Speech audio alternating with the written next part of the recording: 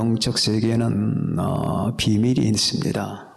말씀과 관련된 비밀이 뭐냐 하면은, 여기서 설교를 전하는 사람은 전하기만 합니다. 그런데 그 전한 말씀이 각 사람의 심령에 떨어져서 그것이 열매를 맺는 건 하나님이 하시는 거예요. 여기서 할 수 있는 게 아무것도 없어요. 어떤 때는 마음이 아프고 답답합니다.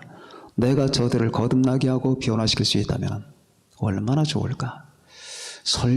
물론 설교자가 말씀을 준비할 때 충실하게 복음에 입각해서 성경 진리에 입각해서 최선을 다해 준비해야 되는 것은 설교자의 책임이에요. 그런데 그 설교자가 자기 책임을 다했다고 해서 사람들이 모두 거듭나 구원받느냐? 그게 아니에요. 그걸 변화시키는 건 하나님이 하시는 거예요. 아무것도 할 수 있는 게 없어요.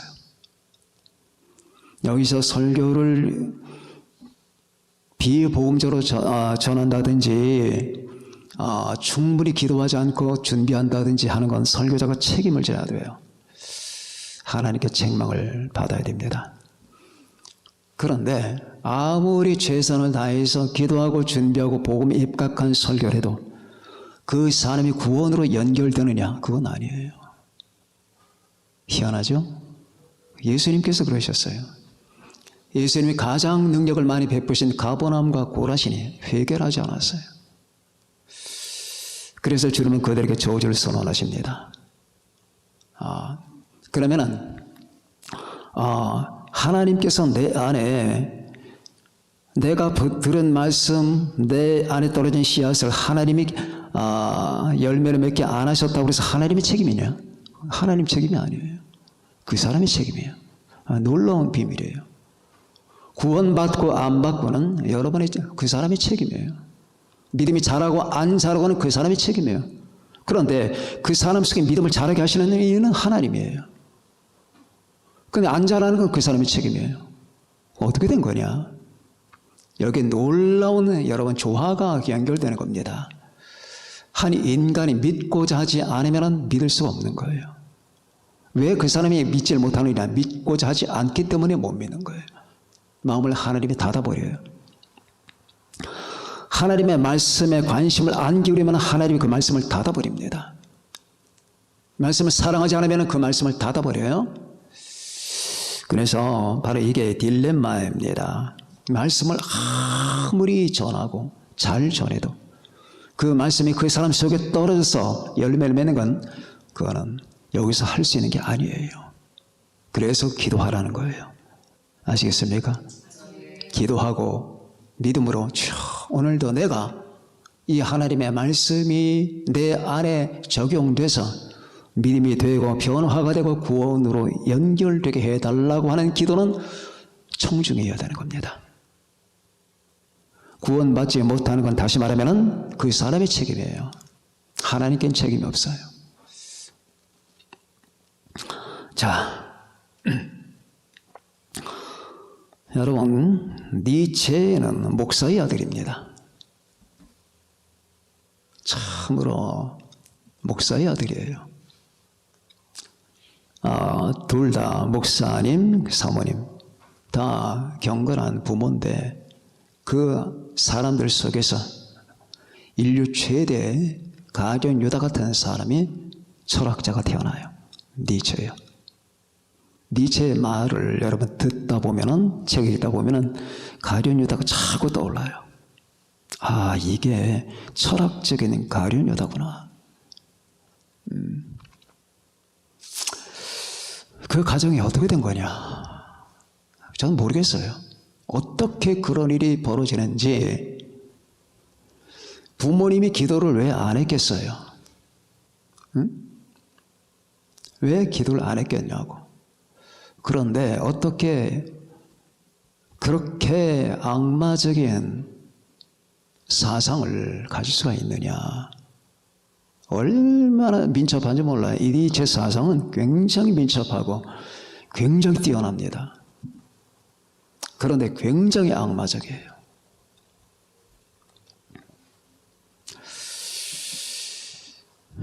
그래서 결국은 그는 그 값을 받게 됩니다.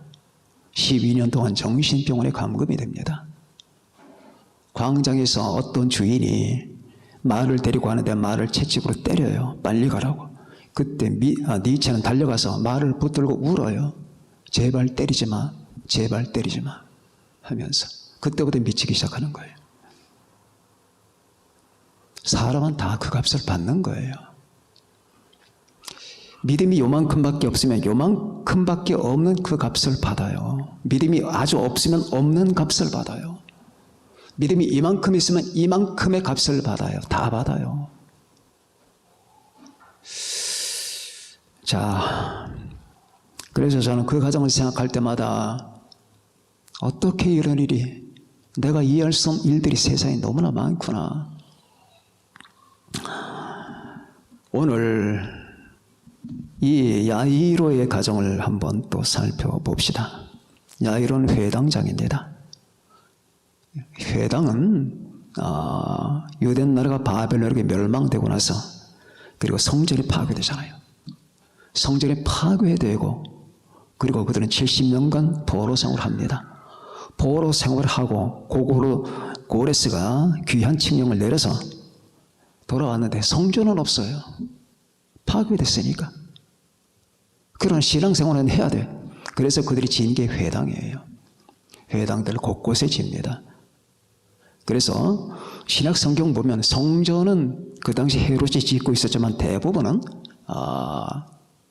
회당 예배, 회당 집회가 많아요. 근데 그 회당에는 그 회당 관리인이 10명이 있어요. 10명 중에 3명을 뽑아요. 그 3명이 회당장입니다.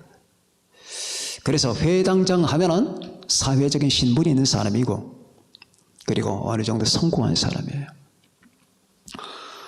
자, 이 회당장에게 딸이 하나 있는데 여기에는 외동딸이라고 나오지 않았는데 누가 보면 외딸이에요. 외동딸. 외동딸이 죽습니다. 죽어갑니다. 이때부터 이제 또 사건이 진행되는 겁니다. 우리 예수님이 얼마나 위대한 분인지 한번 보십시다. 자, 이 회당장에게 외딸 하나가 있는데 이 외딸 하나가 12살이에요. 그러니까 얼마나 귀하겠냐고. 물론 유대 사회라고 하는 사회는 이상한 사회이기 때문에 여자는 사람 세에 취질 않았지만은 그러나 제가 볼 때 이 회당장은 인격적인 사람이었던 것 같아요. 왜? 자기 외딸을 그렇게 사랑했어요. 그래서 막 죽어가는데 할 수 있는 게 없어요. 자, 여기서 인생의 실제가 그대로 드러나는 거예요. 외동딸이면 얼마나 사랑하겠냐고. 응? 결혼 안 하신 분들은 나중에 결혼해서 자식을 낳을 거라고.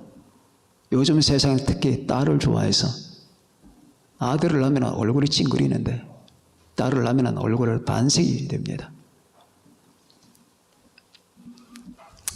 아들만 둘이 있는 가족을 보면은 가끔은 좀 그래요. 재앙이구나. 재앙. 아들 둘이 있는 가정은 자기 어머니, 아버지 심정을 잘 이해를 해줘야 돼요. 어머니, 아버지는 그 중에 하나가 딸이었으면 좋겠다라고 하는 생각을 다 해요. 아니면 둘 다 딸이었으면 좋겠다는 생각을 하든지. 왜? 아들들은 부모의 친구가 못 돼요. 아무리 여러분이 잘해도 엄마나 아빠에게 친구가 못 돼. 그건 딸은 평생 친구가 돼. 아들들은 결혼하면 그냥 날아가는 거야. 아무리 여러분이 우리 엄마, 우리 아빠 해봐. 결혼하고 나면은 남이 돼. 거의 남이야. 이런 현실을 너무나 잘 알기 때문에 부모들은 이 딸을 원해요. 근데 그 아들들은 그 마음을 모르지. 그래서 여러분들 아들 둘이 있는 가정은 자기 부모에게 특별히 신경 써서 잘 하시기 바랍니다. 딸처럼. 그게 잘 안 돼. 성격상. 남성이라고 하는 성격상 안 된다고. 그렇기 때문에 더 해야 돼. 평생 우리 부모를 버리지 않겠다. 내가 아무리 결혼해서 내 아내가 좋다 하더라도, 아내와 산다 하더라도 내 부모는 그 이상이다 라는 가치관을 가지고 사는 거예요. 알았습니까? 우리 민서는 고개를 끄덕끄덕 하는 거 우리가 각오를 단단히 하나 보네. 자, 그런데 이 딸이 죽어갑니다. 자, 첫 번째, 딸이 죽어버린 가정. 두 번째, 딸이 되살아나는 가정. 첫 번째, 딸이 죽어버린 가정. 뭐냐? 딸은 야이로에게 생명 같은 존재예요. 그리고 이 야이로에게는 의미야, 삶의 의미라 말입니다. 너 때문에 내가 산다.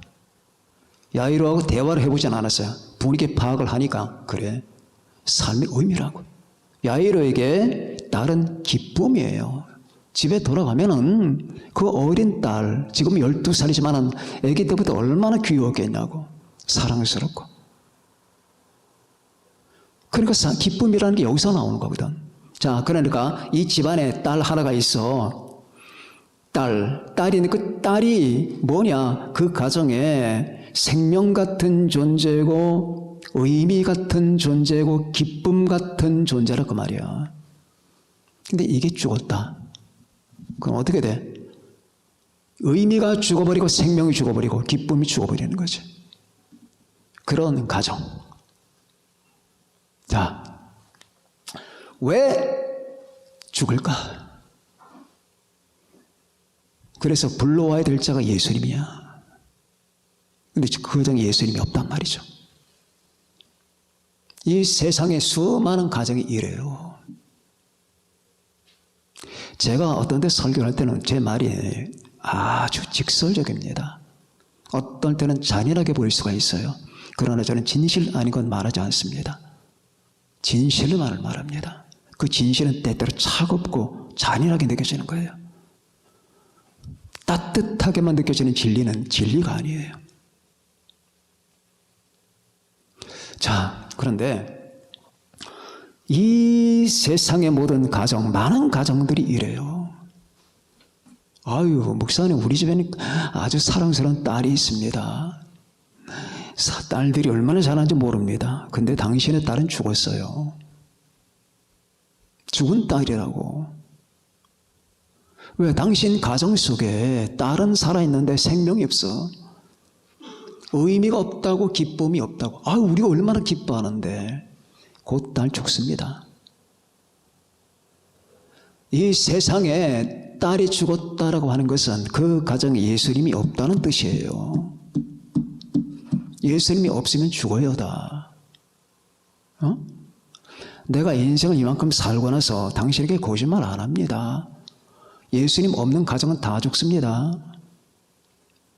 혹시 한두 가정 피하는 그거 없어요. 다 멸망합니다. 다 죽습니다. 자, 이게 잔인하다는 거예요. 그러나 이 잔인은 진실에 입각한 잔인이에요. 에집트에 죽음의 사자가 쳐들어갈 때에 피를 바른 가정 외에는 다 죽었어요. 다 죽습니다. 누가 죽었느냐? 장남이 죽었어요. 장남이. 야이로 딸 같은 존재라고 말이에요. 다 죽는 거예요.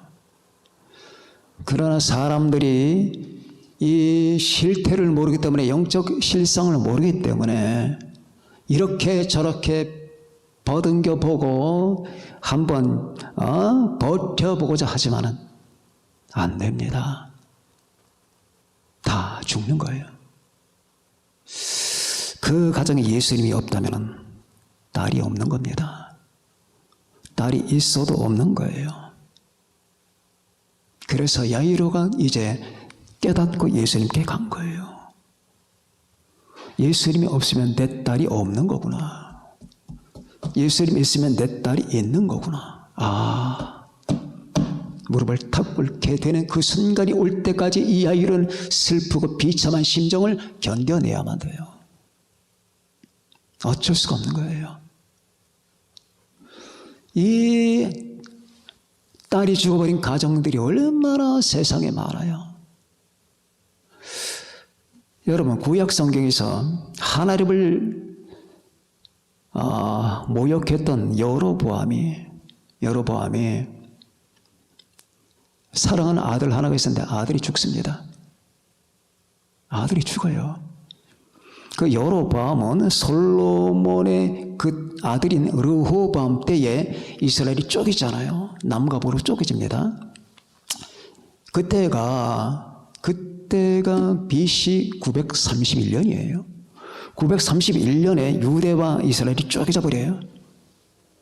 그래서 남쪽은 유다, 그리고 북쪽은 이스라엘.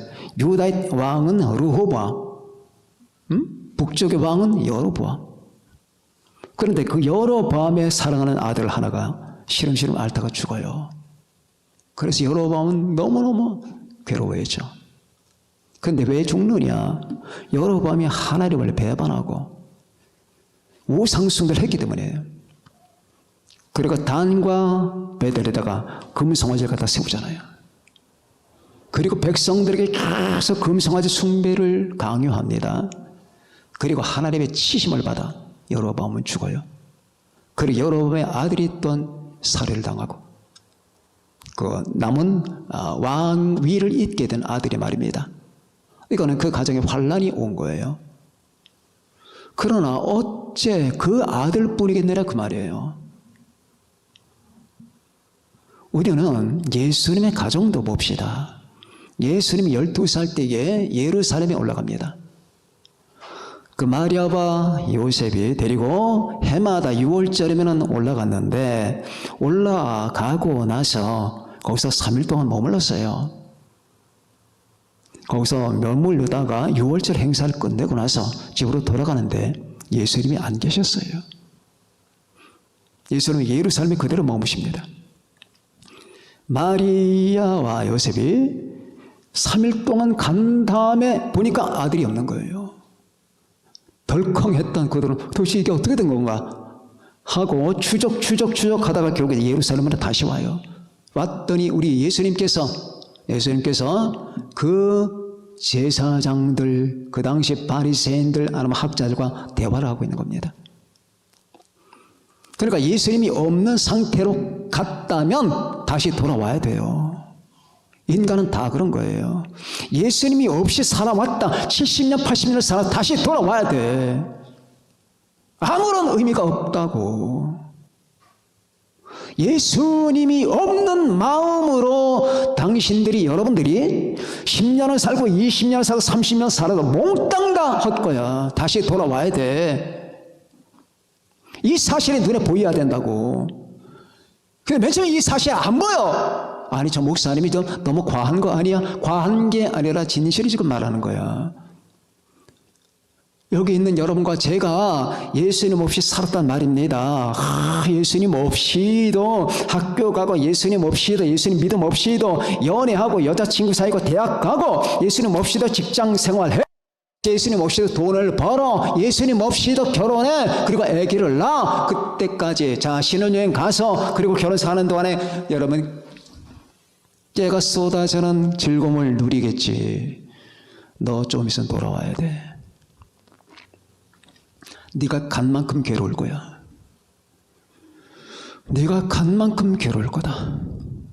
반드시 그렇게 된다. 왜?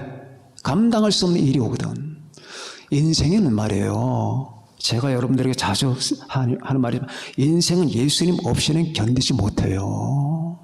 안 되는 거야.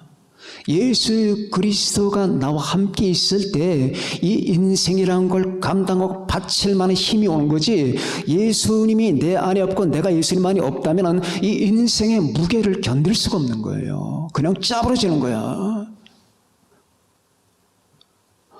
맨 처음에는 무슨 소리 하는지 잘 모릅니다. 근데 이만큼 산 사람이 하면 신앙의 선배들, 신앙 선배의 말을 잘 들으셔야 돼요. 여러분들은 이 세상 선배 말 듣지 말어. 이 세상에 신앙이 없는 사람들의 뭐 50 먹고 60 먹고 40 먹고 그 사람 하는 얘기 다 믿지 말라는 건 아니야. 그러나 그 사람에게 궁극적인 중요성을 두면 안 돼. 왜? 틀려. 그들은 몰라. 영적 세계를 모른다고. 존재의 세계가 어떻게 유지 지탱되는지를 모른다고. 그들은 이 존재의 세계가 어떻게 유지되고 어떤 근거에 의해서 어떻게 몇 가닥의 기둥을 가지고 서 있는지를 아는 거는 신앙 선배들만 아는 거야. 그러니까 예수님 없이도 얼마든지, 예수 그리스도 없이도, 믿음 없이도 얼마든지 살아가는데, 그게 사는 게 아니라 이제 돌아와야 된다니까. 처음부터 다시 시작해야 돼. 마리아마저 다시 시작해서 3일 길을 간 다음에 다시 와, 다시 가야 돼. 이건 뭘 말하는 걸까? 이해가 안 되는 사람 계십니까? 안 되면은 마음속으로 기도하세요. 주여, 저 말씀이 진리임을 내가 믿을 수 있도록 해달라고 하십시오. 삶은 못 견딥니다. 여러분, 유명한 톨스토이가 평생 동안에 괴로운 게 뭔지 아세요? 예수님이 없기 때문에 괴로워했던 거야. 러시아에서는 그는 영웅이에요. 러시아에서 제일 존경하는 사람이 누구냐고만 물어보십시오. 도스토예프스키하고 톨스토이입니다. 근데 톨스토이가 평생 동안 예수님을 없이 얼마나 괴로워했는 줄 아세요? 붙잡고 싶어. 근데 안 잡히는 거야.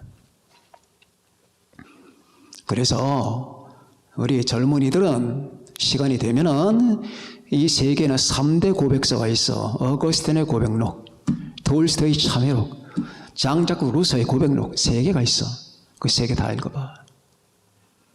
그럼 톨스토이가 어떤 말 하나, 나는 죽으려고 했다. 죽고 싶으나 죽을 수도 없었다.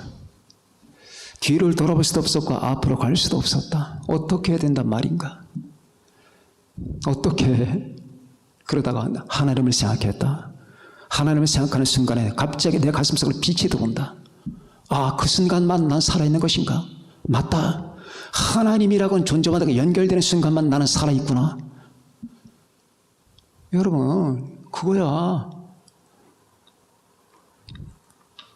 여러분, 괴테의 말을 들어보세요. 여러분, 괴테라고 하는 사람은 독일의 최고의 문호 아니야. 독일에서 제일 존경하는 사람이 누구냐고 물어보십시오. 아마 괴테가 3손가락 안에 뽑힐걸? 그런데 괴테가 평생 동안에 그렇게 살았는데 70세가 돼서 에커만과 대화를 합니다.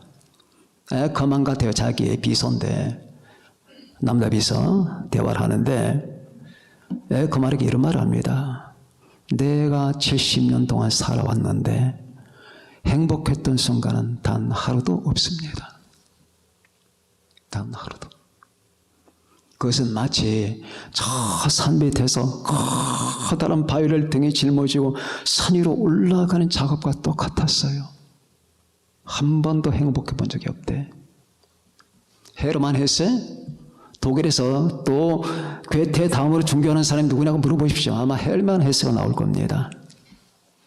그 사람은 평생 동안에 헷갈리며 살아. 신학교까지 들어갔다는 사람이 헷갈리며 이렇게 여기 발 들여놨다 여기 발 들여놨다가 서양 사상, 동양 사상, 뭐 기독교 사상 이러다가 죽었는데 죽을 때 회심했는지 그건 모르겠습니다. 다 그래. 다. 젊은이들은 이 말을 기억해야 돼요. 너는 청년의 때에 너의 창조주를 기억하라. 곧 나는 아무 낙이 없다고 할 해가 가깝기 전에, 해와 빛과 달과 별들이 어둡기 전에, 비가 내리니 비 후에 다시 비가 내리기 전에 그리하라. 얼마나 무서운 말인 줄 아세요? 너는 청년의 때에 여호와를 너희 창조주를 기억하라. 늙기 전에 기억하란 말이야. 다시 빠꾸에서 돌아오기 전에. 너는 청년의 때에 내 창조주를 기억하라. 나는 아무 낙이 없다고. 아니 그게 뭐야? 나는 지금 낙이 충만한데 그때가 온다니까. 나는 아무 낙이 없다고 할 해가 가깝기 전에, 해와 빛과 달과 별들이 어둡기 전에. 이게 다 꺼진단 말이야 이제. 모든 인간에게 해도 꺼지고 달도 꺼지고 별도 다 꺼지는 시대가 온다고. 그때가 와, 그 사람에게. 아니 저기 해가 떠 있는데 근데 그 사람에게 꺼져 있어. 스위치가 내려갔다고. 해와 빛과 달과 별들이 어둡기 전에 그 빛 뒤에 구름이 다시 일어나기 전에 인생의 슬픔과 비애를 뒤집어 썼는데 계속 퍼부어지는 거야. 다시 오기 전에 빨리 뉘우치고 회개하고 하나님께 가란 얘기거든. 굉장히 아름다운 말 속에 들어있는 굉장히 무서운 말이에요.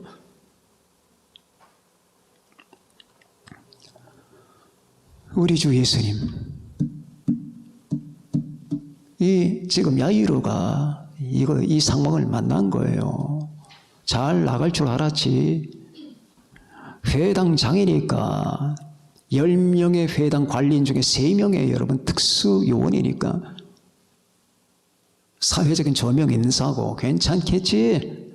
거기 어디 감히 이런 불행이 틈탈 여지가 있겠나. 웬걸 죽어? 딸이 죽는다고. 어떡할 건데. 지금 딸이 당신이 사랑하는 딸이 죽었다. 그게 회당장과 회당장이 무슨 놈의 의미가 있겠냐고. 그게 무슨 의미가 있겠냐고. 이렇게 이 땅에는 딸이 죽어버린 가정들, 생명이 없고 의미가 없고 기쁨이 없는 신앙이 없는 가정들, 이런 가정들, 이게 비일비재 아닙니까? 온 세상이 구명이 되지 않았습니까? 지금 여러분의 목전에 보이는 현실들이 대부분 그런 거 아닙니까? 어떻게 할까? 2번째, 주님을 불러와라. 가서 넙죽 엎드립니다. 선생님, 제 외동딸이 죽어갑니다. 좀 살려주세요. 주님은 두 말 없이 따라갑니다. 두 말 없이 따라가요. 물론 이 따라가다가 바로 베로니카 사건, 다시 말하면은 혈루증을 앓는 여인의 사건이 이제 생겨요. 이제 그 여자가 전설적으로 베로니카라고 하는데, 이제 그 사건이 여기서 생략이 되어버렸고, 집으로 갑니다. 집으로 갔더니 사람들이 인산에 몰려 있어요. 회당장이니까 위로하러 온 거예요. 막 울면서 떠들고 막 아이를 괴로워하면서 어떻게 이렇게 죽었냐. 그런 사람 세상에 쌓였어요, 여러분들. 여러분들이 슬픔 당할 때 위로하는 사람 쌓였어요. 그러나 슬픔 해결할 자는 아무도 없어, 주님밖에. 당신 얼마나 괴롭겠습니까? 당신 조의를 필요합니다. 조의금 주고 하겠지. 그게 무슨 소용인데. 주님은 저 무리를 다 내보냅니다. 다 나가라고 하라. 그래서 다 내보냅니다. 내보내기 전에 주님께서 왜 그렇게 떠들며 우느냐. 이 소녀는 지금 자고 있다. 그랬더니 뭐라고 합니까? 성경에 비웃더라. 사람들이 비웃더라라고 했습니다. 왜? 죽은 줄 알기 때문에. 죽은 시체를 만져봤거든. 숨이 끊겼는데 뭐 완전히 죽어서 몸이 돌같이 차가운데 뭐 죽은 거지. 이런 사람한테 자고 있다고 말을 하니까 기가 막힌가? 저 사람이 미쳤나? 라고 했을 거 아닙니까? 그러나 주님 눈에는 이제 자기가 일으킬 거니까 자는 거예요. 자, 그래서 이 세상 사람들이 보는 가치관과 예수님의 가치관의 충돌을 일으키는 거예요, 자주. 다 내보낸 다음에 방으로 들어갑니다. 베드로, 야고보, 요한을 데리고. 그리고 차갑게 얼음처럼 식어버린 시체. 죽어버렸으니까 얼굴이 이제 회백색이 됐겠죠. 몸이 차갑습니다. 인간의 영혼이 이 안에 있을 때 몸이 36.5도를 유지하는 거거든. 영혼이 떠나버리면 이 36.5도가 날아갑니다. 몸이 차갑게 돼버렸어요. 소녀 죽은 손을 잡습니다. 소녀야, 내가 너에게 말하노니 일어나라. 달리다 굼. 달리다 굼 얘기합니다. 그때 소녀가 일어납니다. 이 사실을 목격하고 있는 회당장은 그냥 기절초풍할 거예요. 비록 살려달라고 오긴 왔지만 설마 저분이 어떻게 사람을 살리냐고 다급해서 말하긴 하지만은, 자, 소녀가 살아납니다. 소녀가 살아나는가 동시에 회당장 속에서 생명의 기운이 뻗어나오고 삶의 의미가 뻗어나오고 기쁨이 솟구치는 거예요. 소녀와 회당장은 연결이 됐다고 말입니다. 근데 이 소녀가 예수님과 연결 안 됐으면 소녀는 죽은 거예요. 인간의 모든 상태가 그런 거예요. 내가 이것과 연결되어 있잖아. 그러나 이 연결됨이 예수님과 나와 연결이 안 됐으면 그 연결됨이 다 파괴된 거예요. 주님과 연결되는 것. 주님을 불러왔다 그 말입니다. 다시 말하면 그 집안에 주님이 없었어요. 그러나 이제 주님이 계십니다. 그 가정 속에 하나님이 없었어요. 그러나 하나님이 계십니다. 죽은 소녀 곁에 예수님이 없었어요. 그러나 이제 주님이 계십니다. 이처럼 여러분과 나에게 주님이 계십니다. 내가 주님 안에 있고 주님은 여러분 안에 계십니다. 우리가 이 땅을 살아가는 동안에 비를 맞고 눈을 맞지만 주님이 내 옆에 계십니다. 그러면 나에게는 여러분 절망이라는 게 없는 거예요. 궁극적 절망, 파괴적인 절망이 없는 겁니다. 우리 주 예수님께서 그 방 안에 계신 바로 그 집안이 되어야 됩니다. 여러분의 집안에 이렇게 주님께서 계셔서 소녀야, 얼마나 따뜻한 말입니까? 우리 주님 정말로 놀랍게 매력적인 분이에요. 그 바리새인들이 향해서 뱀들아 독사의 새끼들아 너희가 어떻게 지옥의 판결을 피하겠느냐 이렇게 말했던 분이 그 12살 소녀에게는 소녀야. 이거는 마치 뭐와 같으냐, 아침에 엄마가 집안에 가서 자는 애에게 얘야 일어나라 하는 그런 말투거든. 소녀야 일어나거라. 이렇게 해서 그 아이를 살릴 때 그 가정이 어떻게 되겠습니까? 이제 그 가정은 이제 하나님의 가정이 되고 예수님의 가정이 되는 거예요. 이제 저분이 누군가를 아는 거예요. 저분 누군가. 이 아이가 이제 살았지만은 이제 수십 년 지난 다음에 죽을 거라고 말이에요. 그렇죠? 수십 년 지난 다음에 안 죽겠습니까? 죽습니다. 그럼에도 불구하고 인간을 살리신 저분이 우리 안에 있다면 우리는 영원히 그분과 함께 소망을 가지며 살아갈 수가 있는 거예요. 아, 그것이구나. 그분을 불러와라. 예수님을 불러와라. 누구든지 주의 이름을 부르는 자는 구원을 받으리라. 이 말이 맞구나. 누구든지 주의 이름을 부르는 자는 구원을 받으리라. 누구든지 whoever. 여러분 기독교 최대 신비용어가 whoever예요. 하나님의 세상을 이처럼 살아서 독생자를 주셨으니 누구든지 그를 믿는 자마다 멸망하지 않고 영생을 얻게 하시며, 누구든지 이거 무시하지 마세요. 유대교회는 누구든지가 없어요. 유대 사상은 뭐냐면은 잘 사는 자, 그 아브라함 같은 자, 귀족자, 그런 사람만 구원받는 거예요. 주님은 다 깨부셨어요. 누구든지 나를 믿는 자마다, 누구든지 예수 그리스도 믿는 자마다 whoever라고. 그리고 유대인들이 그냥 미치고 벌쩍대는 거예요. 왜? 자기들 가치관을 다 무너뜨리는 거거든. 자기들은 바리새인만 구원받을 줄 알았어. 사두개인만 구원받을 줄 알았고, 제사장들만 구원받을 줄 알았고, 부자들만 구원받을 줄 알았지. 그러나 다 깨버리는 거. 누구든지 나를 믿는 자마다, 하나님이 세상을 이처럼 살아서 독생자를 주셨으니 이는 그를 믿는 자마다 누구든지 주의 이름을 부른 자는 구원을 받으리라. 그러니 하나님이 얼마나 넓으신 분입니까? 거기에는 남자, 여자, 젊은이, 늙은이 차별이 없어요. 상인, 공인 아무런 차별이 없어요.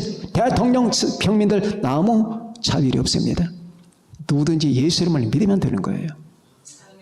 믿으면 구원을 허락하시는 우리 하나님.